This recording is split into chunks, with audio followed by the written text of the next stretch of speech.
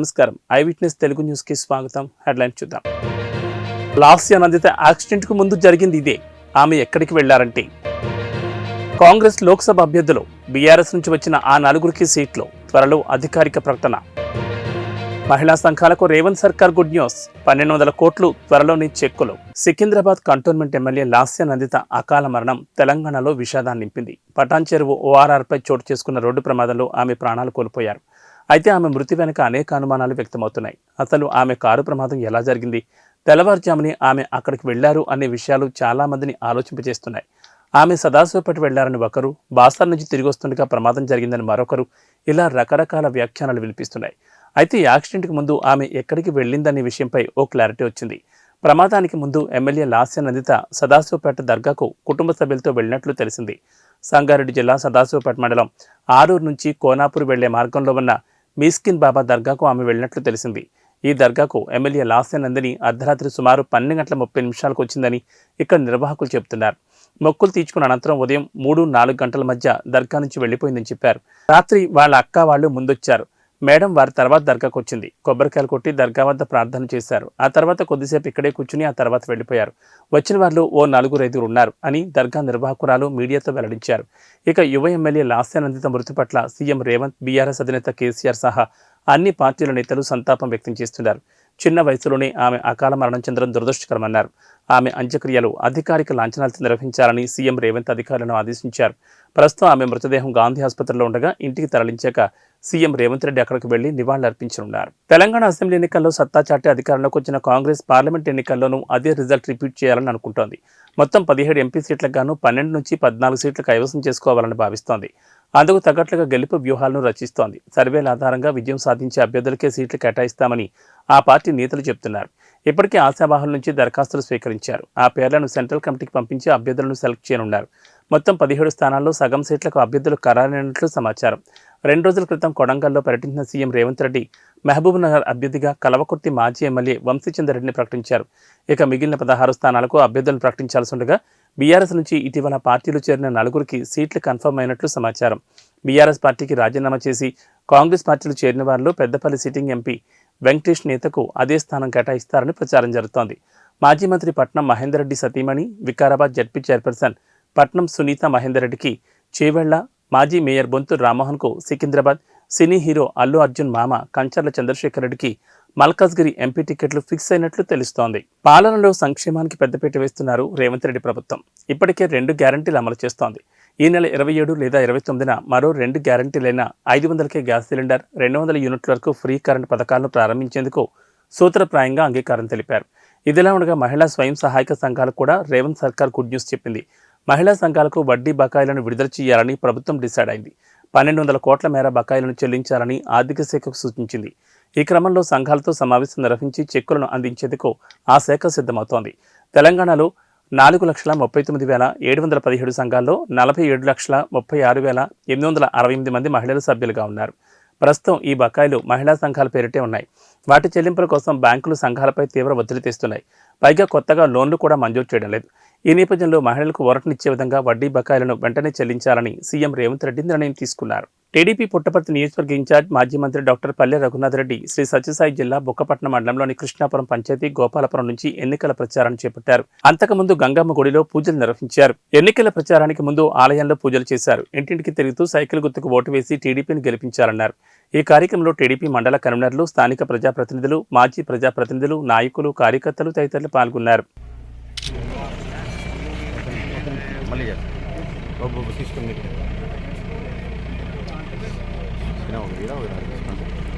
Opposite చేయాల్సింది.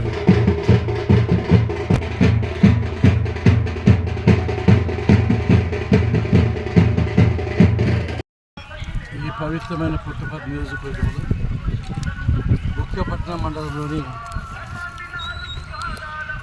కృష్ణాపురం గ్రామ పంచాయతీలో గోపాలపురం గ్రామంలో ఈ నియోజకవర్గానికి ఈశాన్య వైపు ఉంది కాబట్టి ఎన్నికల సంఘారావన్నీ ప్రారంభించినామని చెప్పి సందర్భంగా గుర్తు చేస్తున్నాం. ఈ ఎన్నికల్లో తెలుగుదేశం పార్టీ చంద్రబాబు నాయుడు గారు అధికారంలోకి రావాల్సిన చారిత్రాత్మక అవసరం ఎంతైనా ఉంది. కారణం ఏమంటే గత 4 సంవత్సరాల 10 నెలల్లో జగన్మోహన్ రెడ్డి గారు అధికారంలోకి వచ్చిన తర్వాత అన్ని వర్గాల ప్రజలకు తీవ్రమైన అన్యాయం చేశాడు. అందరికీ ప్రత్యక్ష నరకం చూపించాడు. అందరం ఇబ్బంది పెట్టాం. అదే సమయంలో ఈ రాష్ట్రం అభివృద్ధి జరగాలన్నా, సంక్షేమ కార్యక్రమాలు సక్రమంగా అమలు కావాలన్నా, అమరావతి రాజధాని నిర్మాణం జరగాలన్నా, రేట్లు తగ్గాలన్నా, పోలవరం ప్రాజెక్టు పూర్తి కావాలన్నా, యువతకు ఉద్యోగాలు కావాలన్నా 2024 సంవత్సరంలో చంద్రబాబు నాయుడు గారు తప్పనిసరిగా రావాలి. మనందరి భవిష్యత్తు బాగుపడాలి. కాబట్టి దానికోసం తెలుగుదేశం పార్టీ నాయకులు, కార్యకర్తలు, పుట్టపర్తిలో ఒకే మాట మీద నిలిచి ఈ 2 నెలలు కష్టపడి ఈ ప్రభుత్వ తెలుగుదేశం పార్టీని అధికారంలో తీసుకురావాల్సిన అవసరం ఉందని చెప్పి ఈ సందర్భంగా గుర్తు చేస్తూ అందరము కలిసిమెలిసి పనిచేద్దాం, కష్టపడదాం, మన ప్రభుత్వ పార్టీని అధికారం తీసుకొద్దామని చెప్పి అందరికీ మనస్ఫూర్తిగా కోరుకుంటున్నాం. Cantonment BRS MLA Lasya Nanditha మృతి చెందారు. పటాన్చెరువు సమీపంలో ఓఆర్ఆర్పై ఆమె ప్రయాణిస్తున్న కారు అదుపు తప్పి డివైడర్ నుండి కొట్టింది. దీంతో లాస్య నందిత అక్కడికక్కడే మృతి చెందారు. ఈ ప్రమాదంలో కారు డ్రైవర్కు తీవ్ర గాయాలయ్యాయి. అతన్ని చికిత్స నిమిత్తం దగ్గరలోని ఆసుపత్రికి తరలించారు. నందిత మృతితో కుటుంబ సభ్యులు, అభిమానులు, అనుచరులు కన్నీరు మున్నీరవుతున్నారు. సీనియర్ నేత ఎమ్మెల్యే సాయన్న మరణంతో ఇటీవల జరిగిన ఎన్నికల్లో ఆయన కూతురు లాస్య నందితకు బీఆర్ఎస్ కంటోన్మెంట్ సీట్ ఇచ్చారు. గత ఏడాది ఫిబ్రవరి 19న సాయన్న మృతి చెందారు. ఏడాదిలోనే తండ్రి, కూతురు మరణించారు.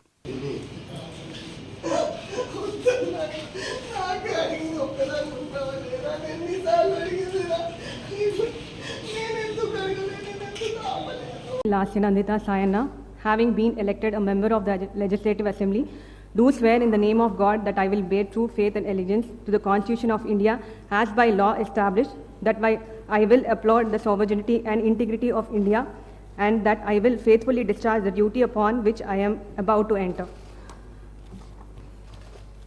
I, G. Lasya Nandita Sayana, member of Telangana Legislative Assembly, do swear in the name of God that I shall abide by and follow the rules, observe the etiquette and respect the conventions of the House.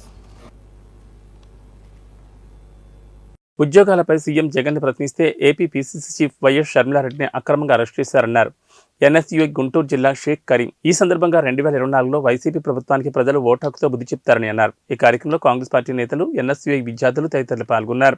Mega DSC అని చెప్పి ఈరోజు దగా DSC 6,000 ఇచ్చారు. అది కూడా 26 రోజులు time ఉండగా ఇచ్చారు. పిల్లలు ఎలా ప్రిపేర్ అవ్వాలి? అసలు ఈ ప్రభుత్వానికి మనసే లేదు. ఈ గాయం ఎవరు చేస్తారు? ఈ గాయం ఎవరు చేస్తారు? మీ గాయం ఉండను బండను మీ చేతి గాయం ఎవరు చేస్తారు? పోలీసులు ఇంకెవరు చేస్తారమ్మా?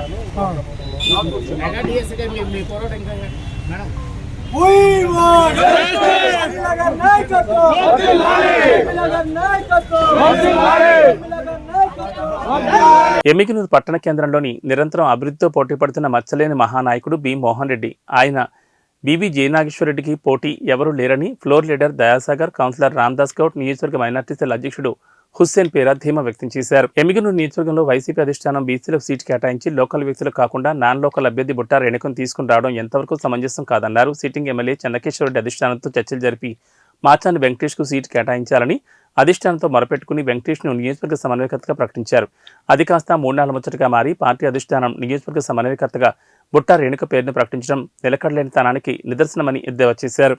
ఆమె లాబింగ్ చేసి మాచాని వెంకటేష్ని తప్పించి ఒత్తిడి తెచ్చి కేశవరెడ్డిని కాదని ఆమె ఇక్కడ తిష్ట వేయడం జరిగింది. తీరా ఇక్కడికి వచ్చి పార్టీ కార్యాలయం ప్రారంభోత్సవంలో కేశవరెడ్డి ఆశీస్సులు నాకు పుష్కలంగా ఉంటాయని చెప్తుంది. ఆయనని కాదని, ఆయన అభ్యర్థిని కాదని నీకిస్తే ఆయన ఆశీస్సులు మీకు ఏ విధంగా ఉంటాయి అని మాకే ఆశాస్పదంగా ఉంది మీరు అనే మాటలు. వైసీపీ క్యాడర్ కూడా చాలా బాధలో ఉన్నారు. మా కేశవరెడ్డి సూచించిన అభ్యర్థిని కాదని బుట్టా రేణుకమ్మకు మేము సపోర్ట్ చేసే ప్రసక్తే లేదని స్పష్టంగా వారు కూడా తెలియజేయడం జరిగింది.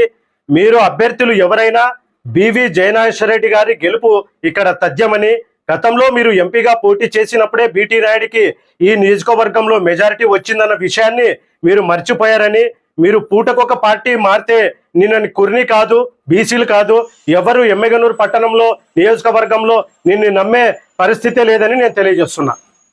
దయాసాగర్ మున్సిపల్ ఫ్లోర్ లీడర్, 21వ వార్డు కౌన్సిలర్. అత్యాధునిక వసతులతో ఈఎస్ఐ ఆసుపత్రి రూపుదిద్దుకుంది.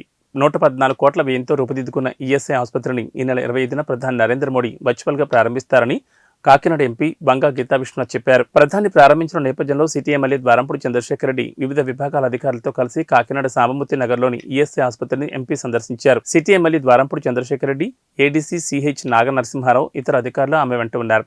హాస్పిటల్లోని వివిధ విభాగాలను, ఆపరేషన్ థియేటర్లను, జనరల్ వార్డులను ఆమె పరిశీలించారు. 2020లో శంకుస్థాపన చేసి కరోనా భారీ వర్షాలను సైతం అధిగమిస్తూ అత్యంత వేగంగా ఈ నిర్మాణాన్ని పూర్తి చేసి వినియోగంలోకి తీసుకొచ్చామన్నారు. ఆరంభంలో ఈఎస్ఐ ఆసుపత్రి కోసం 100 కోట్లు మంజూరు కాగా అత్యాధునిక వసతుల కోసం 14 కోట్లు అదనంగా మంజూరు చేశారన్నారు. ఆసుపత్రితో పాటు పనిచేసే వైద్యులు, ఇతర ఉద్యోగుల కోసం క్వార్టర్స్ కూడా అదే ప్రాంగణంలో నిర్మించామన్నారు. చాలా సంతోషకరమైంది.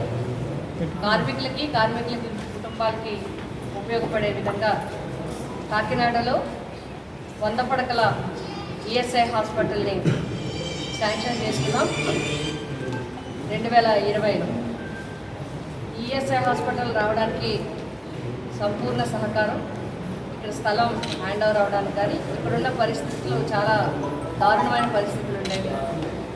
అటువంటి పరిస్థితుల్లో ఈ స్థలాన్ని పూర్తిగా అన్ని రకాలుగా ఏ విధమైన ఇబ్బంది లేకుండా గౌరవ శాసనసభ్యులు సోదరులు ద్వారంపూడి చంద్రశేఖర్ రెడ్డి గారు చాలా ప్రత్యేకమైన శ్రద్ధ తీసుకొని మన ఈఎస్ఐ హాస్పిటల్ కోసం మనం ప్రయత్నిస్తాం కాబట్టి తప్పనిసరిగా అవ్వాలి. కార్మికుల కుటుంబాలకి ఇది బాగా ఉపయోగపడాలనే ఉద్దేశంతో ఆ రోజు మనకి స్థలం పూర్తిగా మన హ్యాండ్ ఓవర్లోకి రావడానికి చాలా సహకరించడం జరిగింది. కార్పొరేషన్ కమిషనర్ గారు, కార్పొరేషన్ అధికారులు వారంతా కూడా సహకరించారు. మనం ప్రపోజల్ తయారు చేసి అప్పటికి ఉమ్మడి ఆంధ్రప్రదేశ్, ఉమ్మడి తూర్పుగోదావరి జిల్లాలో ఉన్నాం. అప్పటికే రాజమండ్రిలో హాస్పిటల్ 50 బెడ్ని అప్గ్రేడ్ చేయడం జరిగింది కాబట్టి మనకి సెపరేట్గా అవ్వడానికి కొంచెం ఇబ్బందులు వచ్చినప్పటికీ కూడా అప్పటి గౌరవ కేంద్ర మంత్రి వారు గాంగ్వార్ గారు చాలా ప్రత్యేకమైన శ్రద్ధ తీసుకొని మన కార్మికుల యొక్క ఇబ్బందుల్ని వివరించినప్పుడు ఆయన సానుకూలంగా స్పందించి మన 100 పడకల హాస్పిటల్ 100 కోట్ల రూపాయలతో శాంక్షన్ చేయడం జరిగింది. 2020లో మనం ఫౌండేషన్ వేసుకున్నాం. వేసుకునేటానికి కొద్ది నెలల్లోనే కరోనా రావడం జరిగింది. కరోనా వచ్చింది. తర్వాత అది కొంచెం కోలుకోవడానికి పూర్తి పనులు మనందరికీ తెలుసు, ప్రపంచవ్యాప్తంగా అన్నీ ఆగిపోయాయి.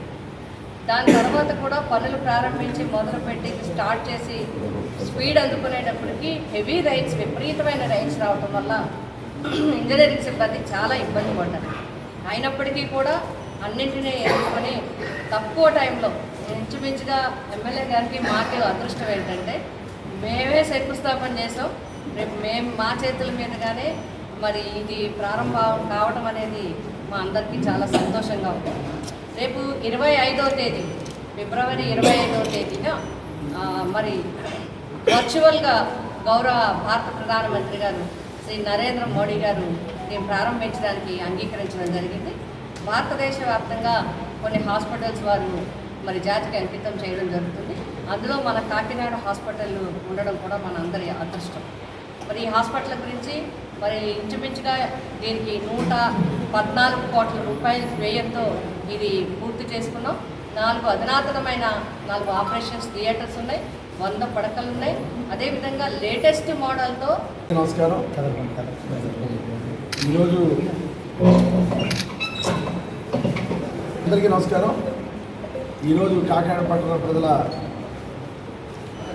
అదృష్టంగా ఇంకొక ఫెసిలిటీ మన కాకినాడ పట్టణం రాబోతుంది.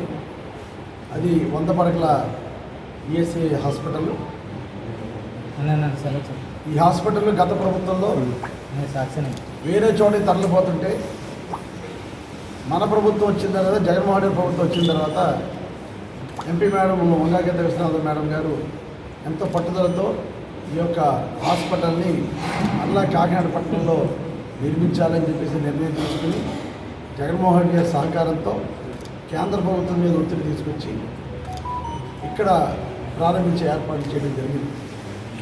సుమారు 6 ఎకరాల స్థలంలో స్థలం ఉన్న హాస్పిటల్ గత నాయకులు సరిగ్గా పనిచేయకపోవడం వల్ల హాస్పిటల్ బయట షిఫ్ట్ అయిపోయే పరిస్థితులు ఉంటే ఇక్కడ స్థలం ఉంది, ఇక్కడ భూమి ఉంది ఈఎస్ఐ సంబంధించి అని మేడం ఫైట్ చేసి ఈ హాస్పిటల్ కట్టే కార్యక్రమం చేయడం జరిగింది. ముఖ్యంగా ఈ హాస్పిటల్ కన్స్ట్రక్షన్స్లో కేంద్ర మంత్రి వచ్చి ఇక్కడ ఫౌండేషన్ చేయడం జరిగింది. ఇంజనీరింగ్ సిబ్బంది కానీ కాంట్రాక్ట్ కానీ సందర్భంగా అభినందించాలి. ఇన్ టైంలో కరోనా వచ్చినా కూడా తక్కువ సమయంలో సుమారు 1,50,000 అడుగుల్ని 100 కోట్ల రూపాయలతో చాలా తక్కువ సమయంలో పూర్తి చేసిన ఇంజనీరింగ్ సిబ్బందిని అభినందిస్తూ, కాకినాడ పట్టణం అంటే పోర్ట్ బేస్డ్ సిటీ. ఈ సిటీలో ఎక్కువ మంది కార్మికులు ఈఎస్ఐ సదుపాయాన్ని ఉపయోగించుకోవడానికి అందరికీ కూడా ఉంది. కనుక ఈ హాస్పిటల్ ఇక్కడ రావడం నిజంగా కాకినాడ పట్టణ ప్రజల అందరూ సంతోషాన్ని వ్యక్తం చేస్తూ కృషి చేసినటువంటి ఎంపీ మేడం గారికి, అదేవిధంగా కేంద్ర ప్రభుత్వానికి, ముఖ్యంగా మన నాయకులు జగన్మోహన్ రెడ్డి గారు, మన నాయకులు జగన్మోహన్ రెడ్డి గారు ముందు నుంచి అంటుంది హెల్త్ పరంగా అందరికీ మంచి ఫెసిలిటీ ఇవ్వాలని మన ముఖ్యమంత్రి గారి ఉద్దేశం. ఆ ఉద్దేశంలో భాగంగా ఈఎస్ఐ కూడా ఇక్కడ రావడం నిజంగా అదృష్టంగా భావిస్తూ 25th ఇనాగ్రేషన్ ఆల్రెడీ ఓపీకి వస్తున్నారు. అంటే కార్మికులు 25వ తారీఖు నుంచి పూర్తి ప్రచారం చేసి ఈ యొక్క ఈఎస్ఐ ఫెసిలిటీ ఉన్న ప్రతి కార్మికుడు కూడా ఈ యొక్క ఫెసిలిటీని వాడుకోవడానికి అందుబాటులో వస్తుందని తెలియజేసుకుంటారు. టీడీపీ జనసేన పొత్తు ఎన్నికలు సమీపిస్తున్న వేళ రూరల్ టీడీపీ పరిస్థితి అగమ్యగోచరంగా ఉందని పలువురు టీడీపీ నాయకులు ఆవేదన వ్యక్తం చేశారు. కాకినాడ రూరల్ 49వ డివిజన్ మాజీ కార్పొరేటర్ పలివేల ఉషారాణి నివాసంలో టీడీపీ బీసీ నాయకులు ప్రెస్ మీట్ నిర్వహించారు. ఈ సందర్భంగా రూరల్ నియోజకవర్గంలో సుమారు 82,000 మంది శెట్టిబలిజీ ఓటర్లు ఉన్నారని అన్నారు.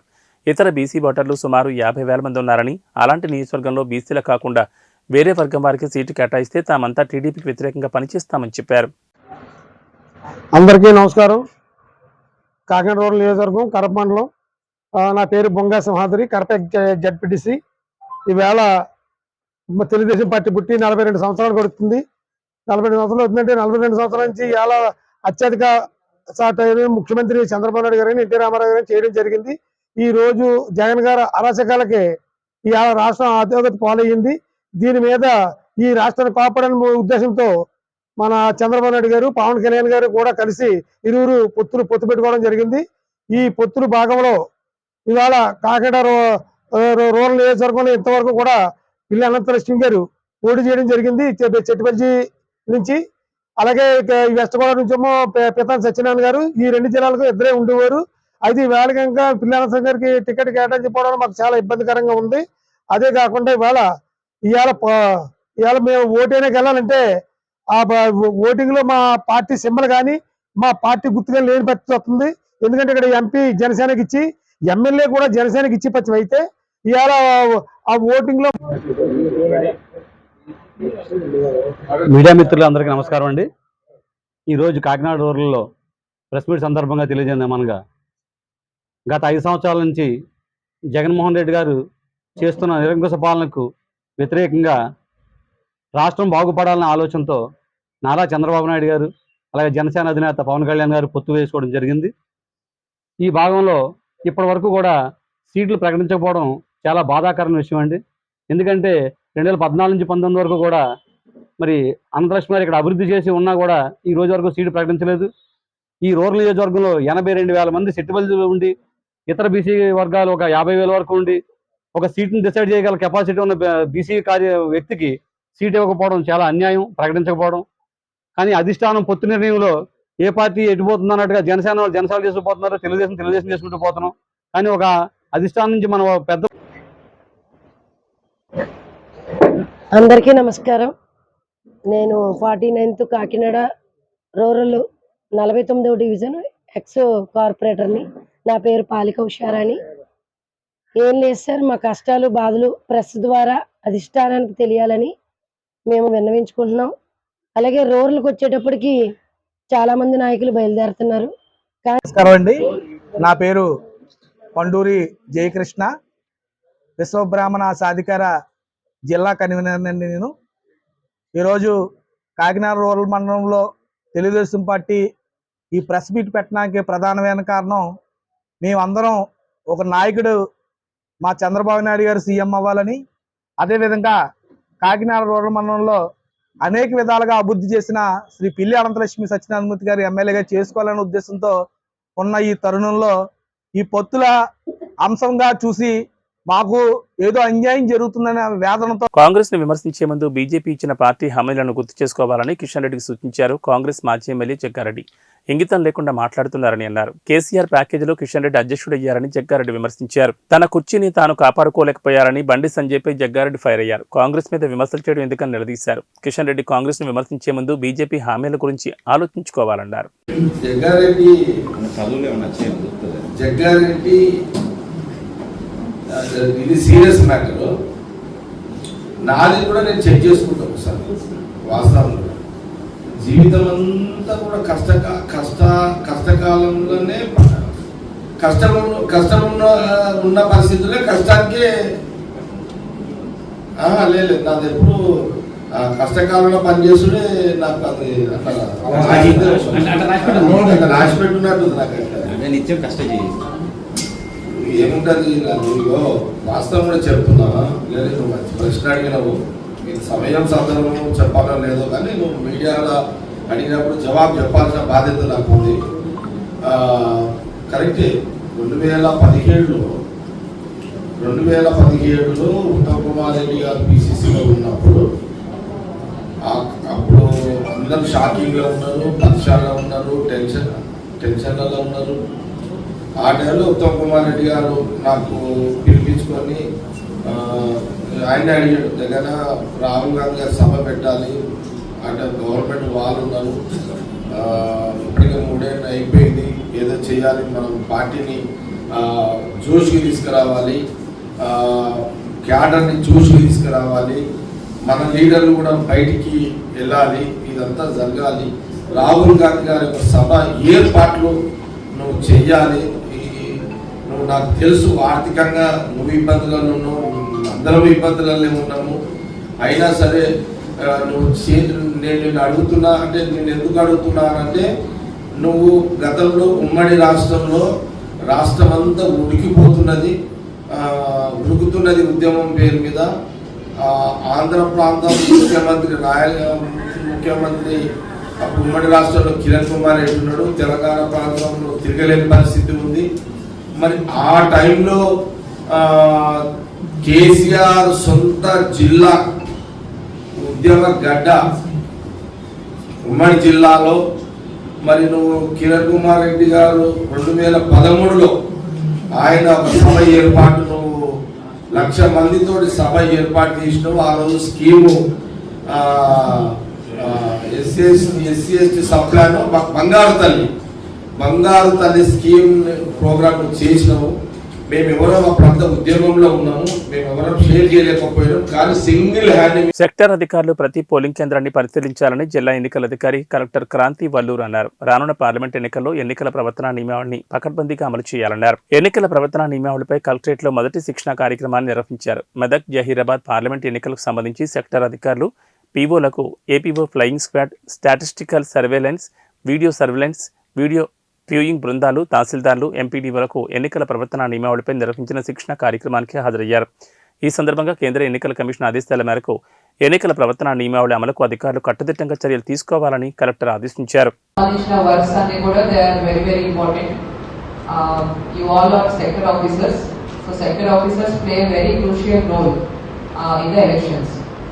సో ఎలక్షన్ సంబంధించిన మెయిన్ ఎలక్షన్ పార్ట్ అంతా కూడా సెక్టర్ ఆఫీసర్స్ ఎంతో కీలకమైన రోల్ ఉంటుంది. So each of you have to do your duties diligently so that hour election process goes on very smoothly. So commissioning దగ్గర నుంచి, training of the polling personnel దగ్గర నుంచి, distribution సెంటర్లో పోలింగ్ పర్సనల్ తీసుకొని వెళ్ళి పోలింగ్ చేయించి మళ్ళీ రిసెప్షన్ సెంటర్కి జాగ్రత్తగా వాళ్ళని తీసుకొచ్చి మెటీరియల్తో పాటు రిసెప్షన్ సెంటర్కి అప్పగించేంత వరకు కూడా మీకు బాధ్యత ఉంటుంది. కాబట్టి వాట్ ఎవర్ ఈవీఎం హ్యాండ్లింగ్ కానీ and all other issues training ఏవైతే చెప్తున్నారో అన్నీ కూడా మీరు జాగ్రత్తగా విని పాటించాల్సి ఉంటుంది. You all are deputed to election commission of India. So you all are subject to discipline, control and superintendence of election control of India. So ఎవరైనా చెప్పిన షెడ్యూల్కి రాకపోయినా, anybody is not responding to the duties being given by our returning officers or DEO, so action will be initiated under Representation of People's Act. So whatever election commission duties are there, all of you have to do it very sincerely. And it was morning over 21 sector officers have not reported to this training. So action will be initiated on this 21 sector officers constituency wise why they have not come to this training. So this will be viewed very seriously. కాబట్టి ఇప్పటి నుంచి ఏవైతే training ఉంటుందో ఆ duties మీకు వేస్తారో అవన్నీ కూడా ఆలోచించుంటూ ప్రాపర్లీ. సో అయితే మన సెక్టర్ ఆఫీసర్స్లో కొంతమంది ఎంపీడీఓస్ కొత్తగా వచ్చారు. All our previous MPDOs most of them got transferred out. So కొత్తగా ఇప్పుడు ఎంపీడీఓస్ వచ్చారు. మీరు వేరే వేరే జిల్లాల్లో వచ్చే మనకు త్వరలో పార్లమెంటరీ ఎలక్షన్స్ అనౌన్స్ అవబోతుంది. కాబట్టి we all have to be prepared.